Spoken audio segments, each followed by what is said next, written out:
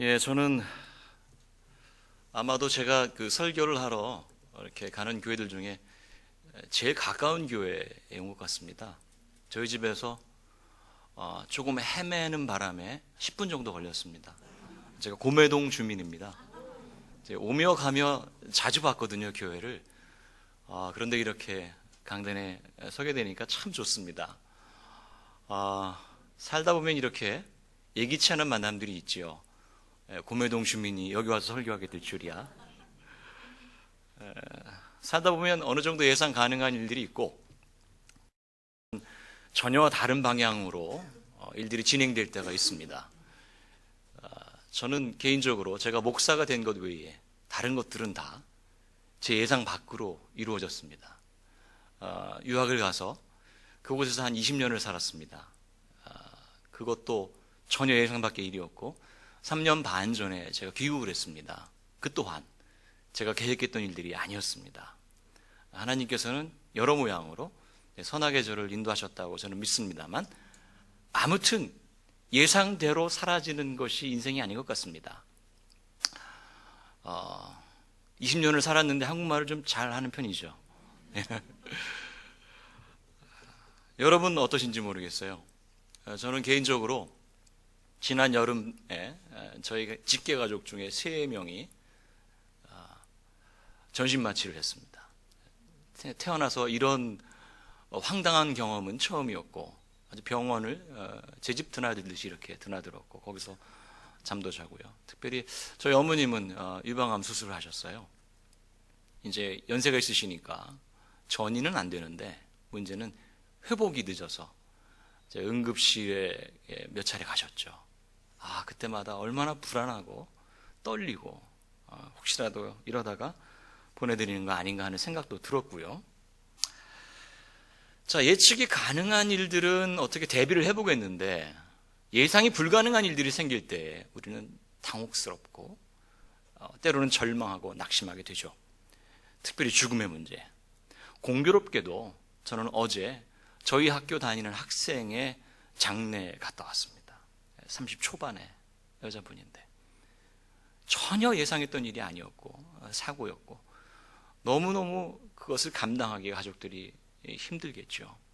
그 남편과 아이와 또 친지들이 감내해야 될 그 시간의 무게, 절망의 두께 이런 것도 우리가 상상하기 힘들죠. 오늘 여러분들이 성경을 읽었는데 함께 봉독하며 나눈 그 구절은 바로 한 사람의 전혀 예상치 못한 죽음에 대한 이야기입니다. 다 아시지요? 나사로 3남매가 살았는데 그 중에 오라버니가 되고 마르다와 마리아가 누이들입니다. 얼마나 힘들겠습니까? 정신적인 쥐주요. 그 집의 가장이었는데 느닷없이 죽은 것 같습니다. 자, 누군가를 잃는다는 거 참으로 슬픈 일이고 떠나니는 말이 없고 남은 사람들은 너무너무 힘든 시간을 보내야 하고요. 이런 것들을 아마 이전에 보내보신 분들은 아마 쉽게 공감하실 수 있을 것입니다. 나사로가 죽은 것을 보고서 예수님에게 마르다와 마리아가 연락을 취했습니다.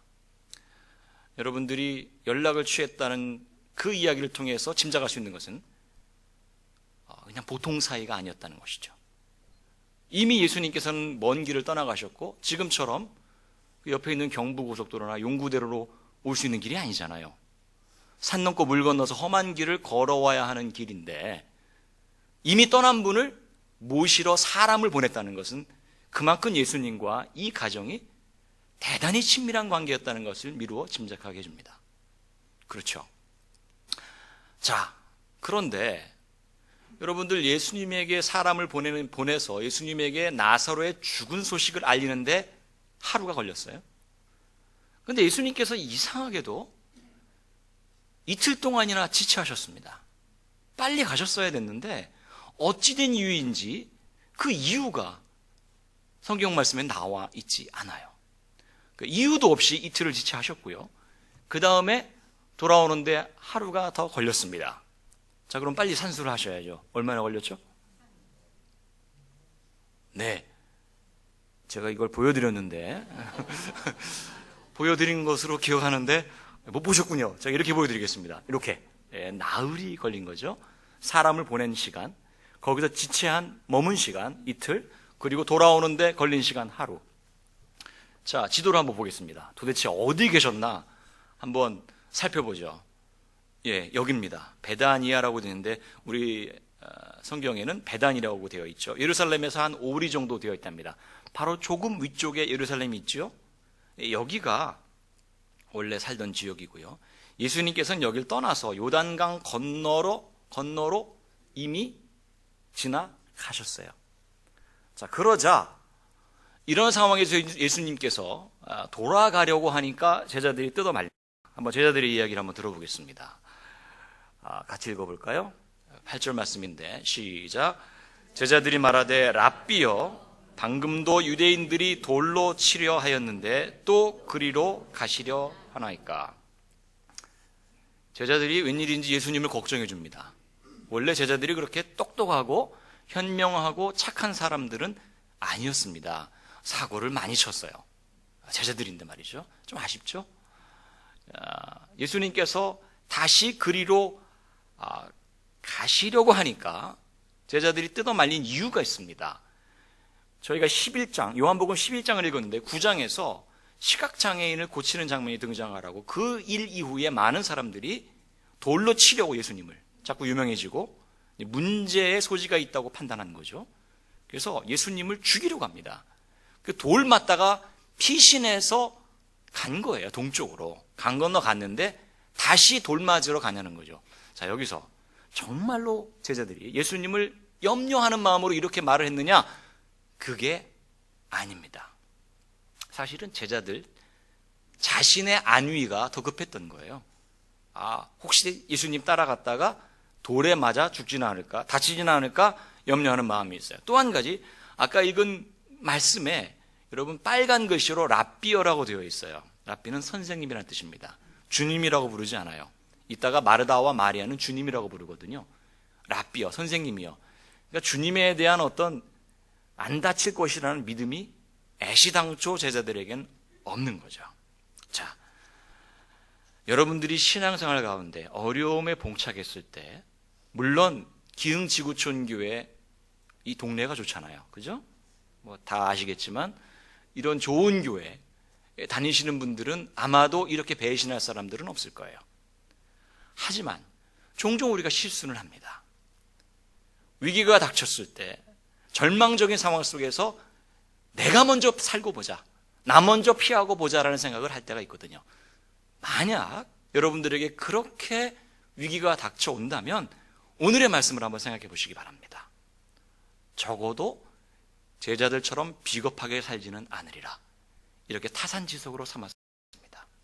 자, 여기까지는 제가 염려하지 않아도 되겠죠? 설마 여러분 중에 그렇게 생기신 분은 있을지언정 워낙에 인생을 험히 살다 보니까 전혀 그럴 수 없겠지요. 다음에 보는 마르다와 마리아의 경우는 여러분들 아마도 쉽게 공감하실 수 있을 거예요.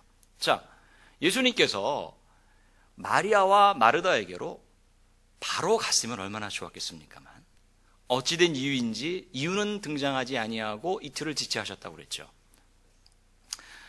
예수님이 오신다고 하니까 일단 오빠는 죽었고 이미 무덤에 있습니다. 이스라엘의 무덤은 돌문으로 이렇게 막아놨죠. 들어갈 수도 없고 나올 수도 없는 혼자서는.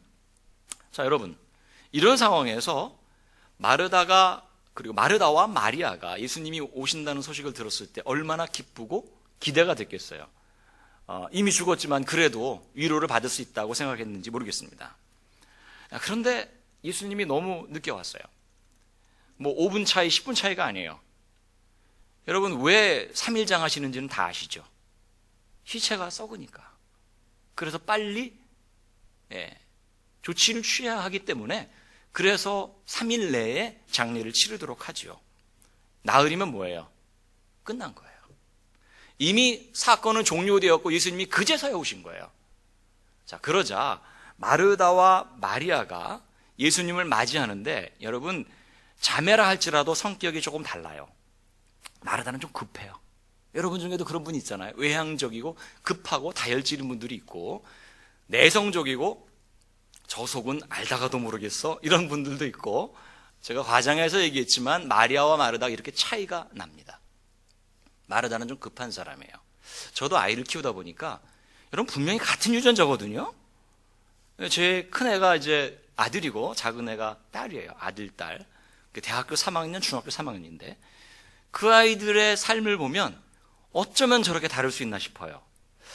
제가 생각하건대 제 아들이 마르다에 가깝고 제 딸이 마리아에 가깝지 않나 하는 그런 생각도 듭니다만, 아무튼 마르다가 예수님께 나와서 이렇게 이야기합니다. 21절의 말씀인데요. 자, 예수님이 오시는 것을 보고 듣고 득달같이 달려나가서 이렇게 말합니다. 시작. 마르다가 예수께 여짜오되 주께서 여기 계셨더라면 내 오라버니가 죽지 아니하였겠나이다. 자, 이 부분을 잘 읽으셔야 되는데요. 소위 행간의 의미라고 그러죠. 이 말을 했던 배경과 마르다의 심리 상태와 그때 당시 상황과 이 모든 것을 다 고려해서 이 말씀을 읽어야 되겠죠? 다들 그렇게 읽고 계시잖아요, 성경을? 네. 감사합니다. 읽을 시간이 없으시다면 오늘부터라도 이렇게 읽으셔야죠. 자, 어떤 상황이냐면 친하게 지냈던 분인데 너무 늦게 오신 거예요. 여기에는 아쉬움이 담겨 있습니다. 주님, 그러실 수가 없죠. 어떻게 이러실 수가 있어요, 저희 가족에게. 우리가 보통 사이가 아니지 않습니까? 이런 내용이에요. 제가 이제 충청도에서 태어나서 자랐는데요. 평상시에는 안 쓰는데 저희 아버님, 어머니하고 통화를 하면 그냥 불쑥불쑥 사투리가 나와요. 근데 오늘 말씀은 충청도식으로 이해하면 조금 이해가 빠르지 않을까 싶어요. 기대가 되십니까? 주님 섭섭해요, 이거예요. 조금 더 이해가 되기 쉽게 제가 말씀드리면 참 일찍 오셨네요, 이거예요. 여러분 충청도 사람들이 만약에 주위에 계시거든, 그분들이 만약 여러분이 늦게 왔을 때 일찍 오셨네요 그러면 그래도 내가 일찍 왔나 보지? 이렇게 생각하시면 안 됩니다. 그건 뭐예요? 늦어도 너무 늦게 왔다는 뜻이에요. 바로 이 말씀이 그런 이야기를 담고 있어요. 일부 함원이면 5월 비상이라는 우리나라 고사성어 그 표현이 있죠. 아녀자가 여자분들이 하늘 보면 5월에도 서리가 내린다. 옆에 분들 보시면 안 됩니다, 지금. 여러분 진작에 오셨어야 되는데 왜 이제 오셨느냐는 원망이 담겨 있는 거예요. 그러면 마리아는 어떻게 반응했을까요? 자, 마리아의 반응을 한번 찾아보겠습니다. 32절인데요. 다 같이 한번 읽어보죠. 시작. 마리아가 예수 계신 곳에 가서 배웠고 그 발 앞에 엎드려 이르되 주께서 여기 계셨더라면 내 오라버니가 죽지 아니하였겠나이다 하더라. 마리아는 기다렸습니다. 마르다는 황급히 달려가서 따져 묻듯 말했고, 마리아는 그래도 기다렸다가 배엎고 그 발 앞에 엎드려서 이야기합니다. 겸손한 사람이죠. 태도는 겸손했을지 모르나 말한 내용은 대동소이합니다. 똑같죠? 주께서 여기 계셨더라면 내 오라버니가 죽지 아니하였겠나이다. 여러분 마르다와 마리아의 신앙을 어떻게 생각하십니까? 물론 제자들보다는 훨씬 낫습니다. 그리고 주님께서 살릴 수도 있겠다 이런 어떤 일말의 기대감 이런 것도 발견할 수가 있어요. 그러나 나흘의 기다림이 좀 길었나 봅니다. 절망하고 낙담했었나 봐요. 신앙에 대해서 수도 없이 많은 이야기를 들었을 텐데 조금은 제가 보기엔 약간은 아쉬운 반응을 보여주고 있습니다. 22절 말씀을 같이 읽을게요. 같이 읽겠습니다. 시작. 그러나 나는 이제라도 주께서 무엇이든지 하나님께 구하시는 것을 하나님이 주실 줄을 아나이다. 자, 마르다가 예수님께서 오신 걸 보고 자, 이제라도 주님께서 무엇이든지 하나님께 구하는 것을 하나님이 주실 줄로 여기서 확실히 믿습니다라고 말하면 좋겠는데 안다고 그런단 말이에요.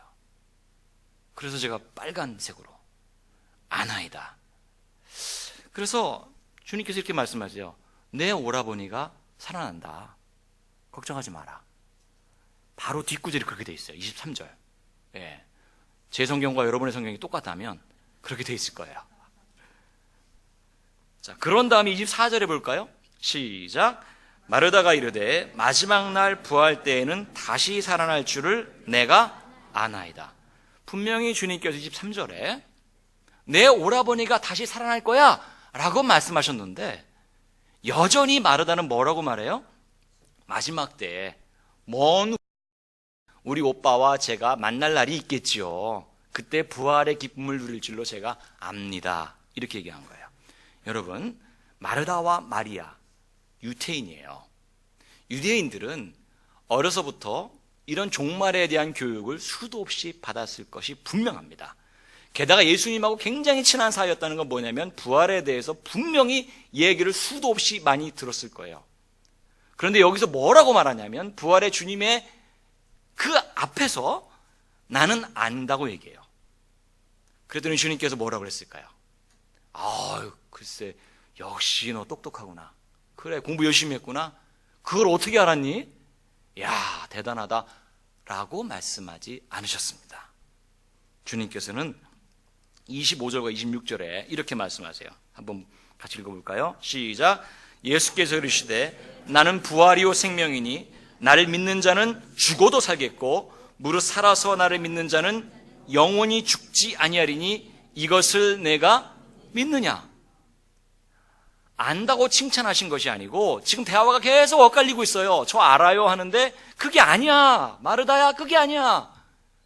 내가 부활이요 생명인데 나를 믿는 자는 죽어도 살겠고 무릇 살아서 나를 믿는 자는 영원히 죽지 아니하는데 그걸 네가 반응이 왜 이래요? 그걸 내가 믿느냐? 아느냐라고 묻지 않으세요. 분명하게 우리에게 이렇게 묻고 계세요. 그걸 네가 믿느냐라고 묻고 계세요. 여러분, 그러자 그제서야 마르다가 대답합니다. 27절 말씀이죠. 이르되 주여 그러하오이다. 그 주는 그리스도시요 세상에 오시는 하나님의 아들이신 줄 내가 믿나이다. 자, 이제야 정신을 차렸습니다. 여기까지 오는데 27절이나 걸렸어요. 사랑하는 성도 여러분, 우리의 신앙은 어쩌면 상식적인 선에서 다 해결될 수도 있겠다는 생각이 들어요. 여러분, 우리가 상식적으로 살면 칭찬받습니다. 저 사람 참 이성적이고 똑똑하고 합리적이다, 이런 칭찬을 받습니다. 그런데 신앙은 상식과 더불어 그 상식 이상의 세계까지를 포함합니다. 오늘 우리는 주님께서 우리에게 부활 신앙이라는 것이 무엇인지를 확실하게 보여주는 장면을 우리가 목격하게 됩니다. 주님께서는 내가 그것을 믿음으로 말미암아 영광을 보게 되리라 라고 이렇게 뒤에 말씀을 하셨죠. 자, 우리가 살아가면서 경험하게 되는 수많은 어려움들이 있습니다. 여러분들은 제가 서두에 제 가정의 개인적인 어려움에 대해서 이야기했을 때 어떤 느낌을 가지셨습니까? 예외가 없구나 라고 생각하실 거예요. 모든 사람에게 동일하게 비가 내리고 눈이 내립니다. 어떻게 피할 방도가 없습니다. 그러나 성도는 그 가운데에서 부활의 기쁨을 미리 맛보는 사람들입니다. 이것이 바로 신앙생활하는 맛이고 또한 기쁨이죠. 물론 서두에 소개한 대로 제자들처럼 피하는 사람도 있습니다. 원망하는 사람도 있습니다. 마르다와 마리아처럼 안다고 주장하는 사람들도 있습니다.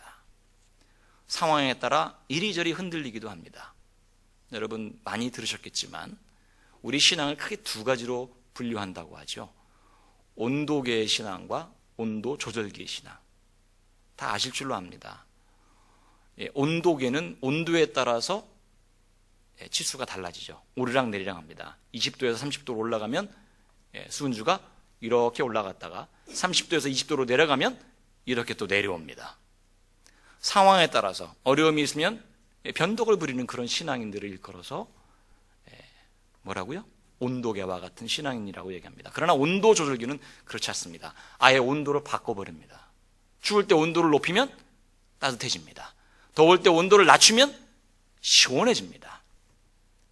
상황은 절대 바뀌지 않습니다. 우리가 온도계가 되느냐, 온도 조절기가 되느냐에 따라서 여러분의 상황조차도 바뀌는 거예요. 그 역사를 우리 주님께서는 말씀하시는 것이라고 저는 믿습니다. 똑같은 광야, 그런데 이스라엘 백성들은 물이 쓰다고, 광야가 뜨겁다고, 힘들다고, 지친다고 계속해서 불평합니다. 그러나 똑같은 길을 걸어가면서 그 광야가 가나안으로 들어가는 축복의 길이라는 것을 모세는 분명하게 알고 있었습니다. 성도 여러분, 불기둥과 구름기둥이 똑같이 주어졌지만 그 길을 보고 방황하지 아니하고 끝까지 나아가는 사람은 모세 한 명밖에 없었습니다. 그렇습니다. 상황이 변하는 게 아니에요. 그렇죠? 우리가 변하게 만드는 거지요. 부끄럽지만 제 고백을 좀 하려고 합니다. 저는 아까 말씀드린 대로 한 20년가량을 미국에서 살게 되었습니다. 미국에서 사는 동안에 제가 했던 일은 공부를 마치고 그 공부했던 학교에서 교수로 가르치는 사역을 하게 되었습니다. 그 와중에 어떤 교회에 설교 목사로 초청을 받게 되었습니다. 그런데 하필이면 그 초청받은 교회는 물론 그랬으니까 저를 초청했겠죠. 사고가 난 교회였습니다. 여러분이 상상할 수 있는 모든 종류의 사고가 난 스캔들과 금전 문제와 이 모든 것들이 다 얽히고 설킨 그런 교회였습니다. 저를 설교해달라고 부탁을 했습니다. 제가 여러분에게 자랑스럽게 저는 부름받아 나선이 몸 개척했고요, 이렇게 사명감을 가지고 목회를 했고요, 이렇게 자랑하면 얼마나 좋겠습니까만 제가 피하다 제 첫 담임 목회를 그렇게 시작을 하게 됐습니다. 그 또한 전혀 예기치 않은 상황이었죠. 제가 그 교회에 설교를 하러 간 그 날을 저는 평생 잊지 못합니다. 한 100여 명의 성도님들이 원래 있었는데 다 떠나고 한 30명 이렇게 남아 있었고요. 성도님들이 저를 안 쳐다봐요. 제가 인상이 그렇게 더러운 사람은 아니지 않습니까? 여러분 보시기에 어떨지 모르겠지만 인상이 안 좋다 이런 얘기는 안 들었거든요, 제게 때까지 살면서. 저를 안 봐요. 안 보는 이유가 있었어요. 다 울어서 며칠 동안 울고 온 거예요. 예배에 오는 그 발걸음이 얼마나 무거웠겠습니까? 다 떠난 자리, 그들만이라도 교회를 지키려고 그래도 앉았는데 흐르는 눈물은 어떻게 안 되는 거예요. 자율신경으로 조절이 가능한 것이 있고 불가능한 것이 있잖아요. 계속 울고 계신 거예요. 그러니 제 얼굴을 어떻게 쳐다봐요? 저는 그날 했던 설교를 기억합니다. 내 백성을 위로하라.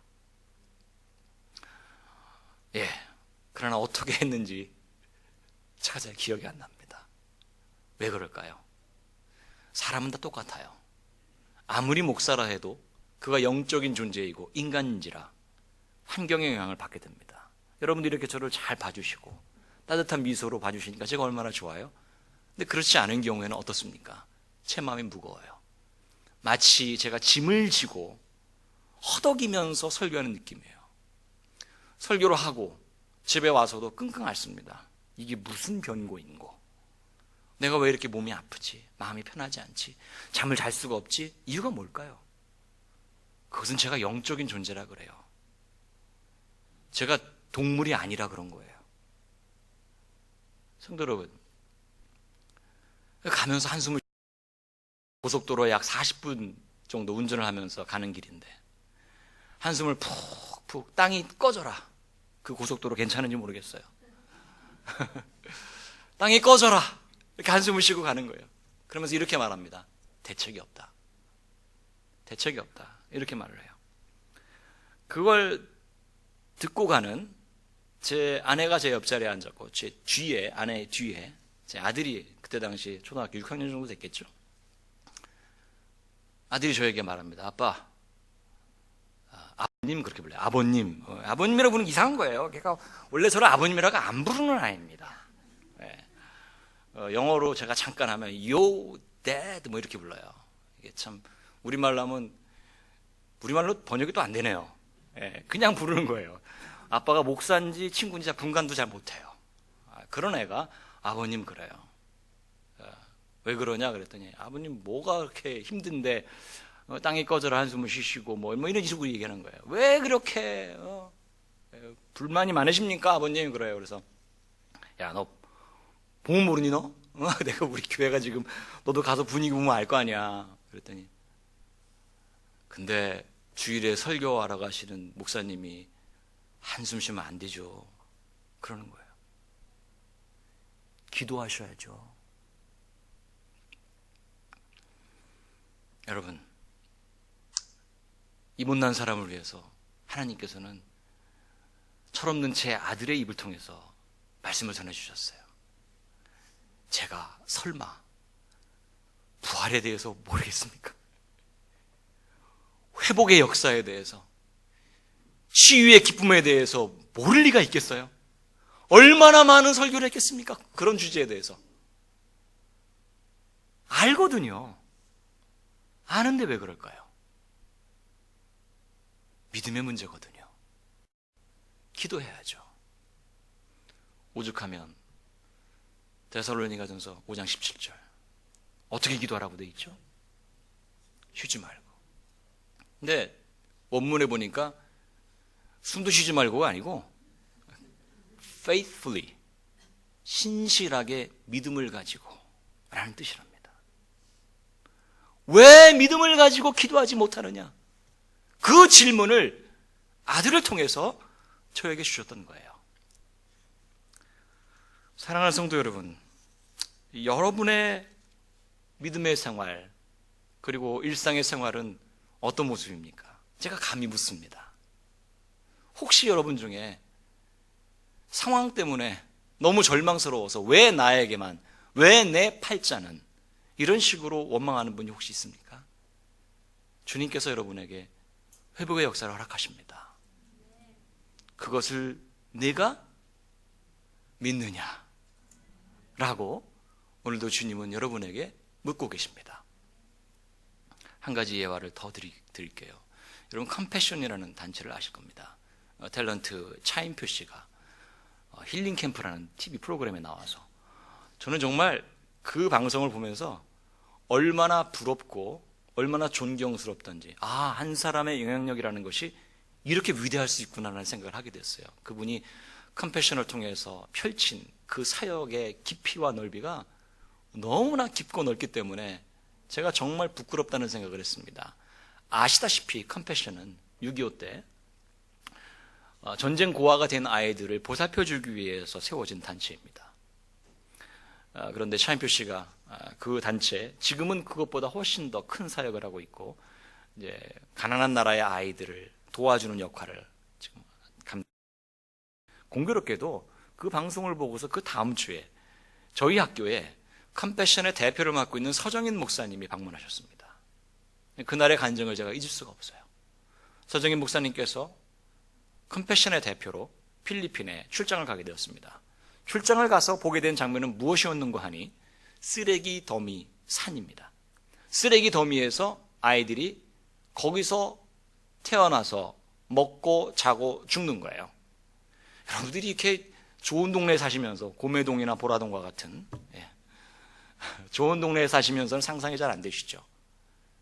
서정희 목사님이 그것을 본 다음에 이 시궁창 속에서 자라는 아이들, 거기서 하루 종일 주워서 1불 가지고 살아가는 아이들, 1,000원 가지고 살아가는 아이들을 보면서 이게 뭐냐라는 생각을 하게 된 겁니다. 그러면서 뭐라고 했는지 아세요? 이건 대책이 없네 라고 말씀하셨어요. 저하고 똑같이 얘기했습니다. 제가 위로가 됐어요. 야, 그래, 그때 내가 큰 실수했는데 그래도 다른 분들도 이런 실수를 하시는구나 생각하니까 또 위로가 되더군요. 그래서 이렇게 말했답니다. 주님, 왜 저를 이곳에 보내셨는지 잘 모르겠습니다. 이게 뭡니까? 이 더러운 물 속에서 무슨 희망이 있다는 겁니까?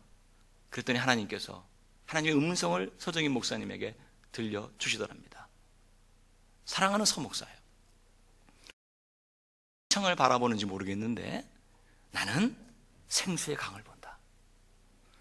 너는 지금 절망과 낙담 속에서 그 어둠 속에 있는 아이들을 보는지 모르겠는데 나는 내 아들, 내 딸들이 나중에 세상에 나아가서 빛으로 소금으로 귀한 지도자로 쓰임받는 그 날을 꿈꾼다. 네가 좀 그 일을 좀 해줘야 되겠다. 성도 여러분, 시궁창에서 생명의 강을 보는 거예요. 그게 신앙이죠. 시궁창을 시궁창이라고 말하는 건 누구든지 할 수 있잖아요. 대책이 없다는 말은 세상 사람들도 잘 하잖아요. 근데 그게 아니란 말이에요. 신앙은 부활의 믿음이에요. 바로 그거더라고요. 성도 여러분, 지금 여러분들이 어느 상황에 있는지 저는 알지 못합니다. 당연히 알 수가 없죠. 그러나 분명한 것은 예외 없이 우리는 어려움과 고통을 감내할 수밖에 없다는 거예요. 어느 도시에 부흥사 목사님이 가서 그 시장과 면담을 하게 되었습니다. 그 도시에 있는 특별히 문제가 있는 성도들, 그러니까 문제가 있다기보다는 기도의 제목을 가지고 있는 성도들이 있다면, 어려움에 처한 성도들이 있다면 그 이름을 가져와 주시기 바랍니다. 그래서 목사님께서 그들을 위해 특별히 기도해 주시겠다고 그렇게 말씀을 하셨어요. 기장님이 리스트를 가지고 왔습니다. 뭘 가져올 것 같아요? 그 도시의 전화번호부를 가지고 왔습니다. 이해를 못 하셨나요, 지금? 문제 없는 가정이 어디에 있습니까? 목사의 가정이라고 예외가 있습니까? 오늘 당장 나가서 무슨 일이 펼쳐질지 우리가 모르지 않습니까? 여러분, 혹시라도 여러분들이 지친 몸으로 날마다 잠자리에 들기가 불편한 분이 있다면, 그것이 공부이건 그것이 사업이건 가족 간의 관계이건, 이 내 몸이 내 몸 같지 않고 뚜렷한 비전이 보이지 않는 것 같고 정말 무덤 속에 있는 것 같다는 생각이 들 때 주님께서 오늘의 말씀을 여러분에게 주십니다. 문을 옮겨라. 여러분을 아들과 딸로 삼아주셨어요. 하나님의 백성으로 삼으시고 여러분이 그 무덤 속에 갇혀 있는 것이 아니라 하나님께서 살리신다는 사실을 우리에게 분명히 약속으로 허락해 주셨습니다. 이 믿음이, 이 소망이 기흥지구촌교회 여러분들에게 늘 함께하기를 간절히 소망합니다. 여러분, 나흘은 완전히 끝나야 하는 시간입니다. 이유가, 주님께서 늦어진 이유가 안 나와 있다고 그랬죠? 이유가 분명하게 드러나 있습니다. 하나님의 영광을 드러내기 위한 시간이었습니다. 여러분의 고통의 깊이가 깊을수록 하나님께서 들어쓰실 그 영광의 무게도 또한 더더욱 무거워지는 것입니다. 여러분의 아픔의 그 정도가 심할수록 주님께서 여러분의 아픔을 통해서 영광을 준비하고 계신 줄로 믿습니다. 그리고 주님께서 여러분을 일으켜 세워주시고 슬픔 대신 희락을, 죄 대신 화관을 씌우시는 것을 여러분이 믿고 간구할 때 그 믿음의 능력으로, 그 부활의 능력으로 여러분의 삶이 새롭게 되고 여러분이 속한 곳에서 변화를 일으키며 살게 될 줄로 저는 믿습니다. 그 믿음이 여러분에게 충만하기를 간절히 소망합니다. 기도하겠습니다.